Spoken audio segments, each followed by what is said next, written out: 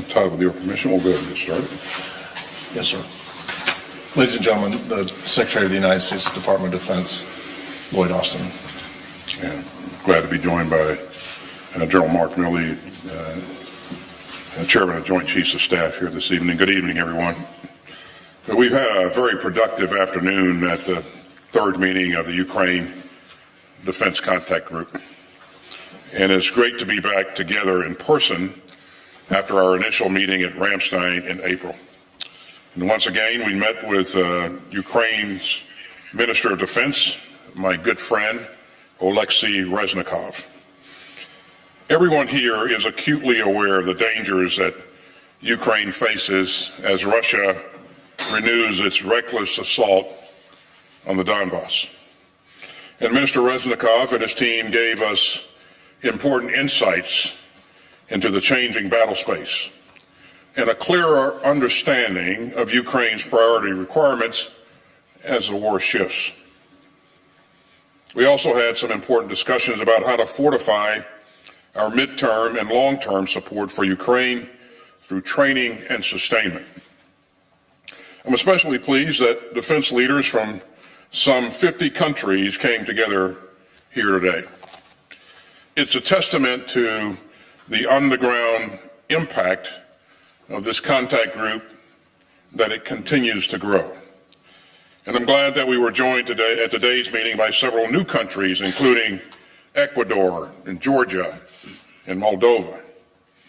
And that's a reminder of how Russia's unprovoked and indefensible invasion of Ukraine has horrified and galvanized the world. But it's also a sign of the global admiration for the heroism and resilience of the Ukrainian people. You can see that in the progress that we've made since this contact group's previous virtual meeting a few weeks ago.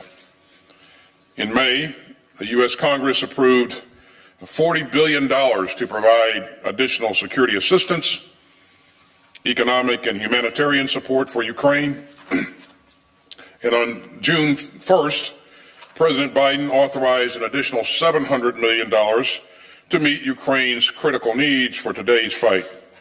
And that included HIMARS rocket systems with guided MLRS munitions. This package also included javelins, helicopters, counter-battery radars, and ammunition. And I'm especially pleased to be able to announce today that the United States will provide an additional $1 billion security assistance package for Ukraine.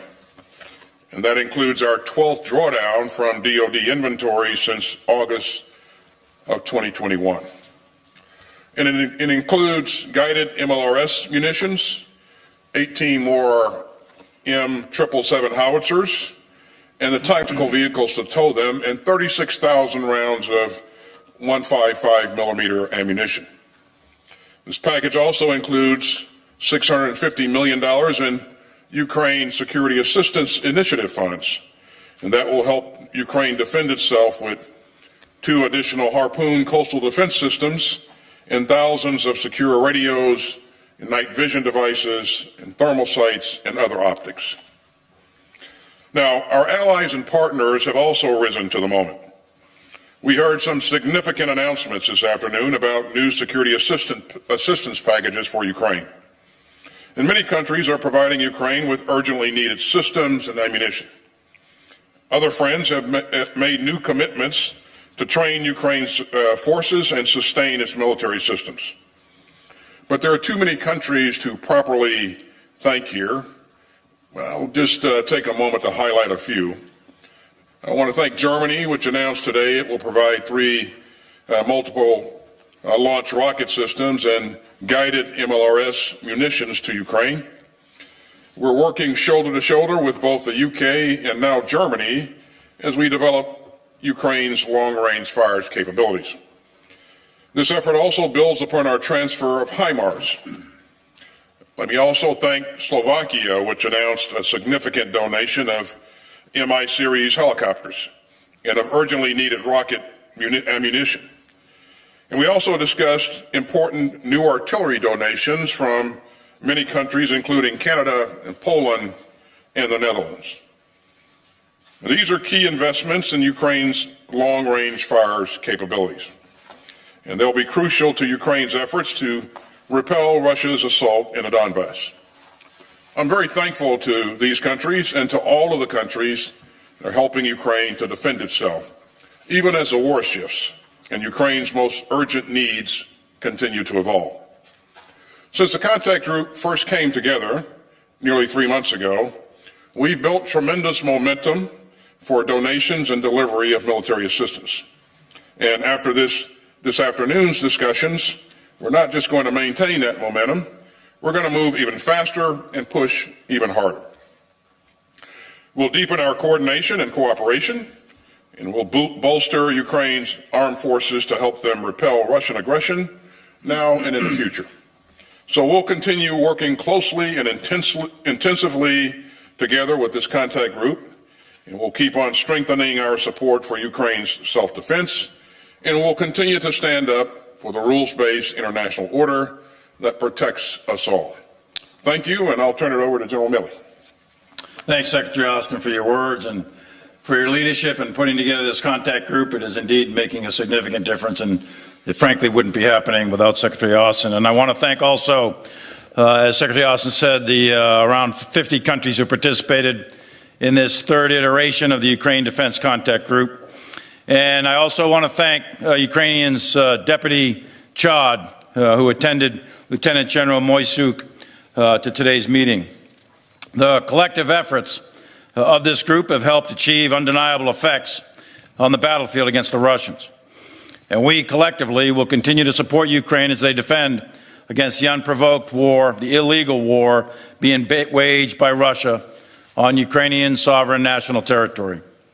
In the current phase of this conflict, the Ukrainians are fighting hard, tooth and nail, every day, inch by inch, yard by yard, kilometer by kilometer, against the Russian advance in the Donbass. The Ministers of Defense and the Chiefs of Defense who met today are committed to providing Ukrainians the means to halt Russian aggression and defend their sovereign territory. The world has a significant stake in the outcome of what happens in Ukraine. The so-called rules-based international order is at stake that has been in place since the end of World War II to prevent great power war and to prevent large powers from conquering smaller countries with military force. Ukraine is under threat. They are at war, and we will continue to support them. But the rules-based international order is also under threat due to the actions of Russia in the Ukraine. The international community is not allowing this unambiguous act of aggression by Russia to go unanswered. To do so, the risks to the world returning to an era when large, powerful countries can invade smaller countries at will. That is what the international community is up against. Since the initiation of hostilities in late February, the global community has responded in an unprecedented manner. The Ukrainian Security Assistance Program has been calculated, responsive, and relevant to Ukrainian defense requirements. Our close and ongoing relationship with Ukraine's military leaders has informed our process to provide a tailored, timely assistance based on Ukrainian needs. Leaders at multiple levels, including the U.S.-European Command, led by General Walters, have maintained consistent contact with Ukrainian counterparts. Additionally, I have remained in active communication with the Ukrainian Chief of Staff, General Zaluzny, each week, several times a week, sometimes several times a day. At the onset of the Russian invasion, the global community took action in the form of security assistance to help Ukraine defend itself. This immediate assistance had exceptional impact on the battlefield. Russia halted and turned back their initial advances in the face of fierce Ukrainian resistance. As Russia now invades the Donbass region, which began this offensive on 16 April, some 60 days ago, we, along with our allies and partners, have provided dozens of 155mm howitzers and almost 500,000 rounds. By the end of this month, we will transfer HIMARS systems, ammunition, trained crews for operational use in the defense of Ukraine. We and other countries are building a platoon at a time in order to certify the Ukrainians to make sure that they can properly employ and maintain the system. And in a few weeks, the Ukrainians will have trained long-range rocket artillery in the fight. To date, we have trained 420 Ukrainians on the M777 howitzer, 300 Ukrainians on the self-propelled M109, 129 on the 113 armored personnel carrier, 100 on unmanned aerial systems, and 60 most recently graduating today on the HIMARS. Additionally, we have provided, the United States has provided, over 6,500 javelins and 20,000 other anti-armor systems. Collectively, the international community has provided almost 97,000 anti-tank systems, more anti-tank systems than there are tanks in the world. We have also provided over 1,500 Stingers, more than 700 Switchblade tactical unmanned aerial systems, 20 Mi-17s, and thousands of small arms, and thousands, hundreds of thousands of small arms ammunition. The speed that we have delivered security assistance is without comparison.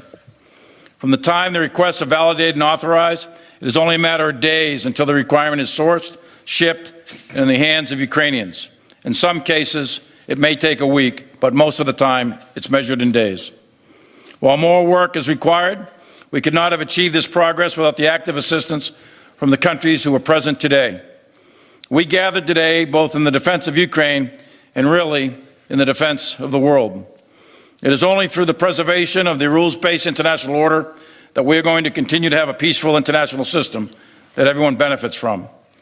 As we move together, we will continue to coordinate with our allies and partners around the globe to help support the Ukrainians with the training and the tools they need to fight and maintain their country's defense. I look forward to your questions. Peter Martin, Bloomberg. Yeah, thank you very much. Secretary Austin, Ukraine has publicly asked for a long list of weapons, including 1,000 howitzers, 500 tanks, and 300 multiple launch rocket systems. You've repeatedly stressed that US assistance needs to be driven by Ukraine's needs. And with that in mind, do you think that this latest package risks providing Ukraine with too little too late? And then for Chairman Milley, at this point, do you see the consolidation of Russian control in eastern Ukraine as inevitable? Thank you. Well, thanks for the question.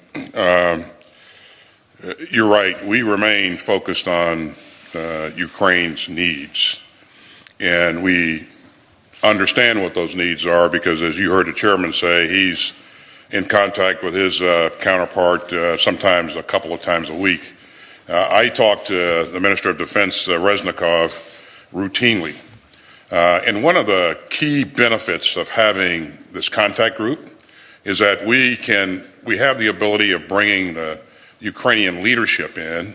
The Minister of Defense, the Vice Chief of Defense, and have them give us a laydown of the battlefield dynamics, and then talk again about what their current requirements are. And as you know, the battlefield is dynamic, needs will evolve over time, and they've identified those needs currently to be long-range fires capability, armor, and some mid-range anti-aircraft capability, and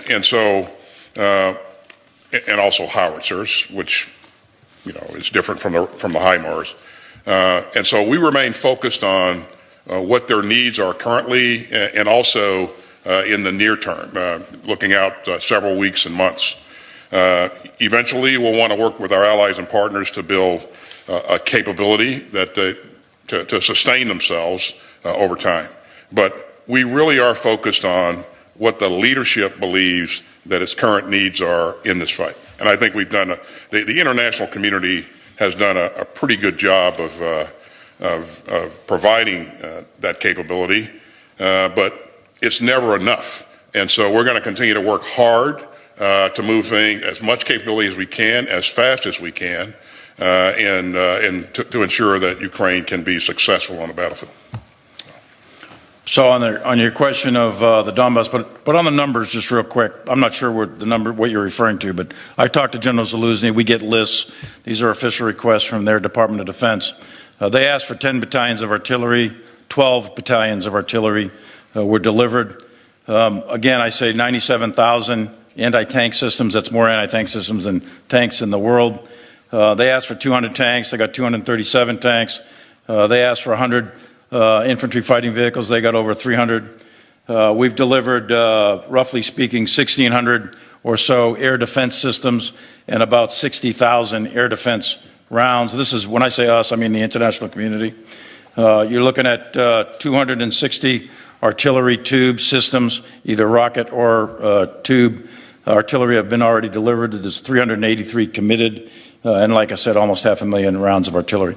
The bottom line, and I can go down the whole list of everything. Bottom line is everything General Zaluzny asked for, as rapidly as possible. We get it sourced through the international community, through the United States and allies and partners, and we get it done as rapidly as we can. So I don't know where those numbers are that you're coming from, but we are supporting, we the international community are taking it very seriously, and we are supporting the Ukrainian military as rapidly as humanly possible. With respect to is it inevitable that the Russians will consolidate power in the Donbass? As I said, that the war started on 24 February. They were defeated in and around Kyiv. They took their forces, they marshaled them and massed them in and around the Donbass. And so right now, that's where the battle's taking place. Two oblasts are in the Donbass. One is Luhansk, the other is Donetsk. It's really the Luhansk oblast where most of the significant fighting is happening in and around Severodonetsk. Right now, the Severodonetsk, the city, is probably 3/4 taken or so by Russian forces, but the Ukrainians are fighting them street by street, house by house. And it's not a done deal. There are no inevitabilities in war.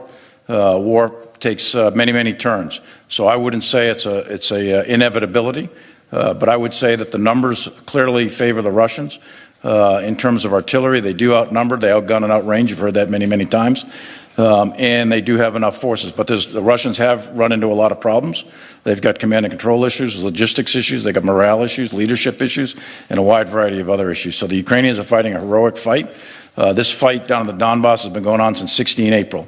And the advances that the Russians have made have been very slow, a very tough slog, very severe battle of attrition, almost World War I-like. And the Russians have suffered tremendous amounts of casualties.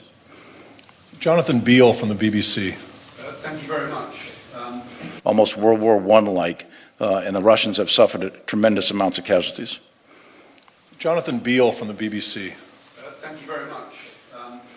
If I can ask Secretary Austin, I think the Deputy Defense Minister of Ukraine has said that the West has given Ukraine 10% of what it's asked for. Do you recognize that figure? And if I can ask General Milley, do you really think that US sending 4 HIMARS systems, the UK sending 3 MLRS rocket launchers, and Germany sending 3 is really going to tip the balance in the Donbass in Ukraine's favor?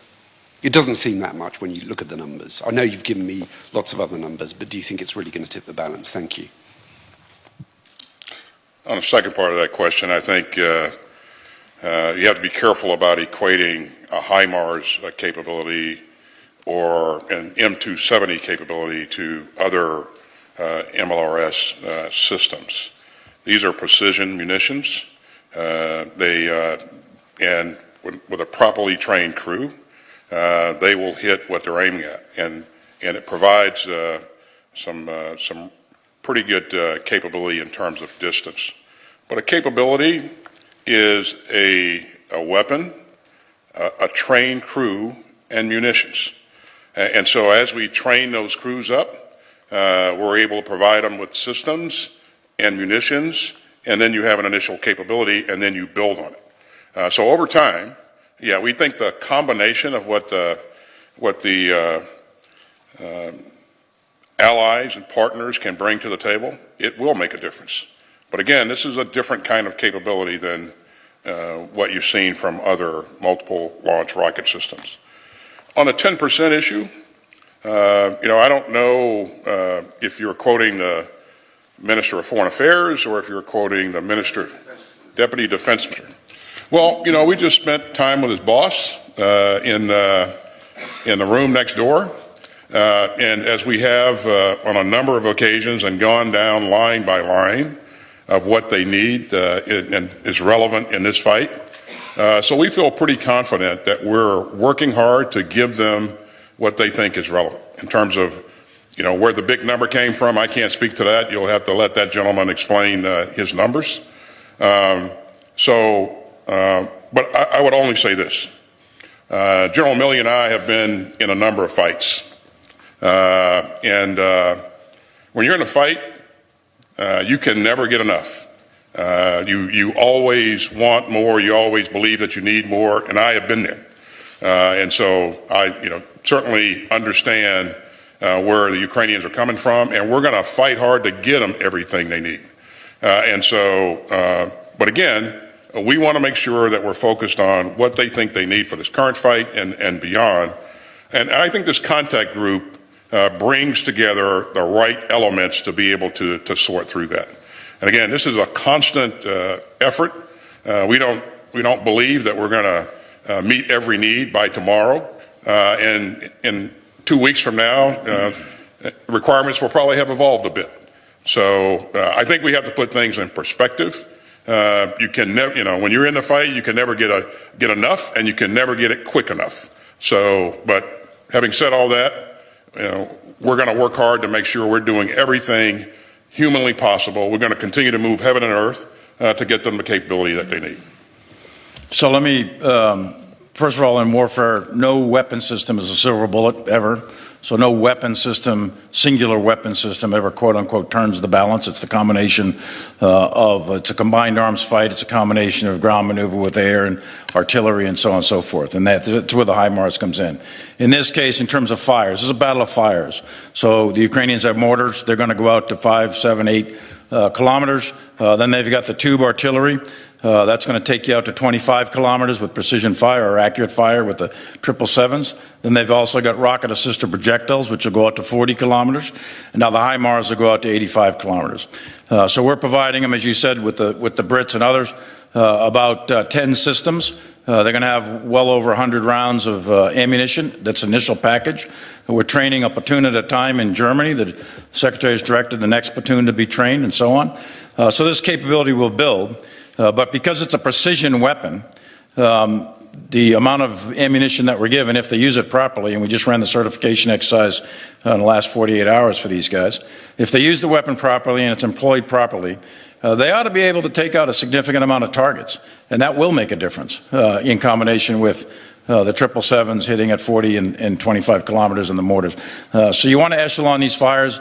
I will say this, the Ukrainians' artillery, their skills, the artillery skills of the Ukrainians are very, very good. They're top-notch gunners, and the effect that they're achieving on the battlefield right now with the 777s has been very, very good, very effective, and we expect the same out of the HIMARS. Idris Ali from Reuters. Thank you. Mr. Secretary, in the past you've talked about the United States' aim in Ukraine being to help the Ukrainians win the war and weaken Russia. Is that still the United States' goal, or is that out of reach now that Russia seems to be making incremental gains in the East? And for the chairman, Ukrainians have talked about losing between 100 and 200 soldiers a day. Is that your assessment, and is this level of attrition sustainable for a military the size of Ukraine's? Thanks for the question, Idris. I think you recall the op-ed that the President Biden published here just recently. And in that op-ed, I think he laid it out in straightforward terms in terms of what our goals are. And that is that we want to see a democratic, independent, sovereign and prosperous Ukraine with the means to deter and to defend its sovereign territory. So I think that that addresses the question in terms of what our goals and objectives are. But again, we have said all along that we want to help Ukraine by providing it the security assistance, the means that it needs to do what I just said. What's been impressive about the Ukrainian people, and especially their soldiers, they're willing to fight to protect their sovereign territory. And so if we get them the means, the materials, the weapons, they've demonstrated that they can put them to good use. So we're going to continue to support them with as much as we can and get it to them as fast as we can. And we're going to remain in contact with them to make sure that we understand their needs as this battlefield evolves. And so again, I point back to the benefit of bringing ministers from around the globe together. Again, 30 members of NATO, around 50 or so ministers of defense in this meeting today. And I think that sends a powerful message about how much people around the world care about making sure that we have that countries have the ability to protect their sovereign spaces, and that we respect the rules of the international rules of law. So, Chairman.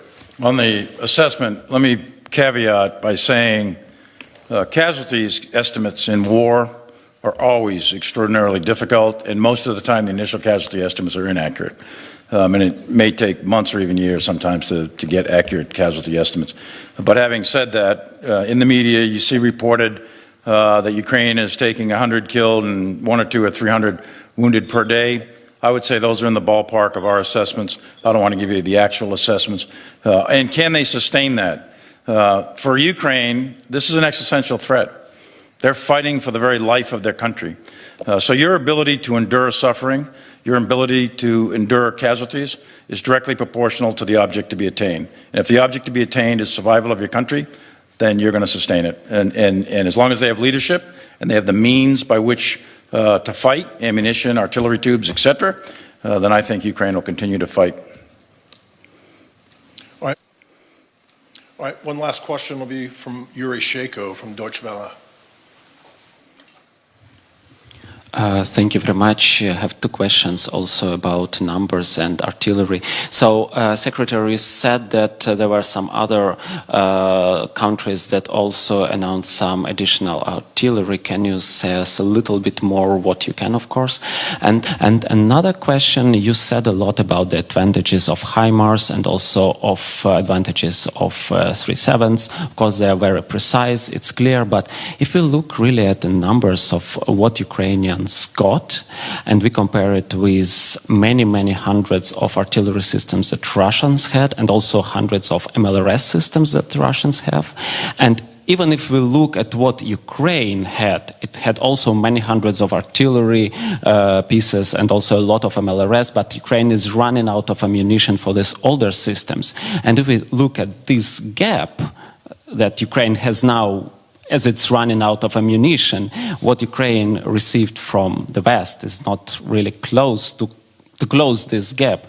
So why now we hear only about like 18 additional howitzers, which is not really that much to close that huge gap?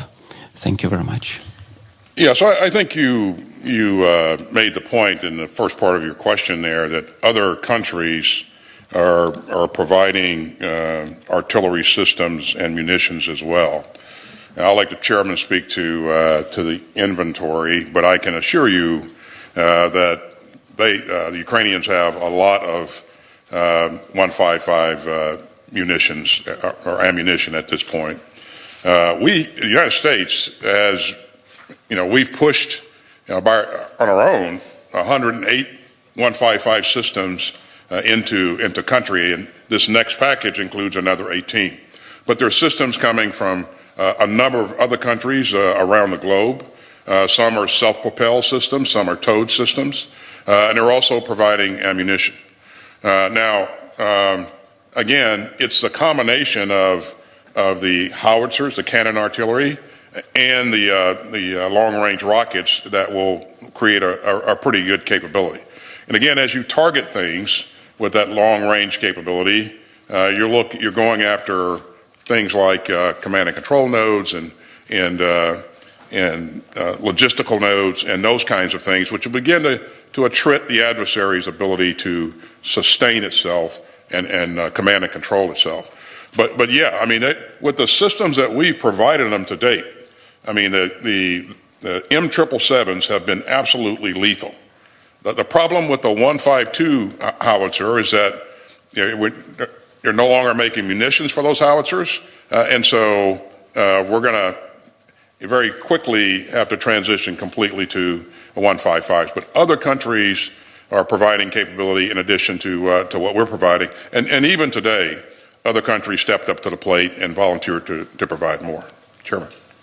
So, first of all, the Russians do outnumber, in terms of artillery, they outnumber the Ukrainians. The estimates vary. Some say 4, 5, 6 to 1, others say 10, 15 to 1, others say 20 to 1. What the true accurate number is, I'll keep our assessments in the classified realm. But they outnumber them, and that's important. But war is not just a game of numbers, it's how you use them. The Russians are using artillery to just do massed fire on Ukrainian positions, but also civilian populations in urban areas. There's about, according to public estimates, some 20,000 Ukrainian civilians have been killed. There's 7 million internally displaced Ukrainians, there's 6 million refugees. So the Russians are just doing massed fires without necessarily achieving military effect, shall we say. The Ukrainians, on the other hand, are using much better artillery techniques, and they're having pretty good effect on the Russians. The Russians have lost probably somewhere in the tune of 20 to 30% of their armored force. That's significant. That's huge. So the Ukrainians are fighting a very effective fight tactically with both fires and maneuver, and that's significant. In terms of the numbers, just from today's conference, pledges of almost 100 additional tubes were being made. So you're looking at probably 300 or 400 artillery tubes, not rocket artillery, but tubes, that'll be provided in total to the Ukrainians. And then on top of that will be the long-range rocket artillery that what you're seeing with the HIMARS is just the beginning. Thank you, everyone. Okay. Given no one question from Ukrainian journalists. So you're American, others just only. Sure. Sir. I'm only one who is. Sure. So I want to tell us, okay, for this question, my name is Rusty, just it's Ukrainian media and also voice of America. Sure. My question is, how long the United States and the whole group of Rammstein can provide support and armament supply for Ukraine, because don't know how long the war will go on. The second question, did you convince your German partner and Hungarian partner also to provide weapon which they promised to provide to Ukraine? So on the first question, how long can we maintain this? We will stay focused on this for as long as it takes. And I'm glad you asked that question, because one of the remarkable pieces that I take away from this conference is the resolve of all the ministers in the room. And again, these are ministers from around the globe and not just NATO. And it's strong resolve to remain focused, to remain together, and to find ways to create additional capability. That may be partnering with another country to create some capability, or working to expand capability in a defense industrial basis. So my answer to you is we'll stay focused on it for as long as it takes. And again, the commitment that I heard today was very, very encouraging. And your second question? Germany and Hungary, which did promise but didn't supply. Yeah, so Germany today, again, I think you may have heard me say earlier in my remarks that they committed to providing a couple of MLRS systems. And in the past, they've committed to providing other things, and they're still working to make sure we get those systems into theater. We track every one of those. And so, part of the benefit of coming together every month is to make sure that, we can see where we are, we remind remind countries of, what the challenges are, and, we can work with them to ensure that that capability gets there. So. Thank you very much.